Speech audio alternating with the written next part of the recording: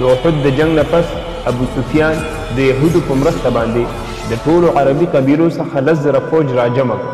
د هجرت په 5م کال په مدینې باندې د حملې کولو په قصد باندې را روان شو. نو رسول الله صلی الله علیه وسلم ته چې کله پته ولګېدله نو هغه د مسلمانانو شورا راوغوښتله.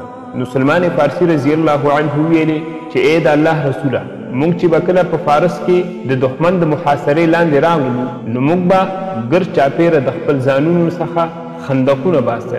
د مدینې منورې 3 اړخونه د غرونو د وجې نه محفوظ وو.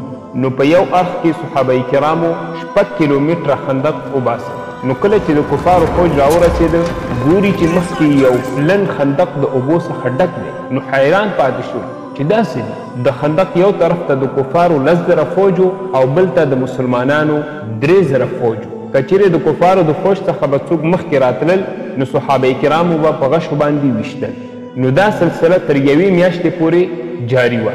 نو په دې کې د کفارو د طرف نه 10 کسان ووژلی شول او د مسلمانانو د طرف څخه 6 کسان شهیدان شول. یو شپه تیزه سیلۍ راواوښتله چې د هغې د وجې نه د کفارو خیمې او دیګونه هر څه واوښتل. نو کفار په تیښته باندې بریالي شول.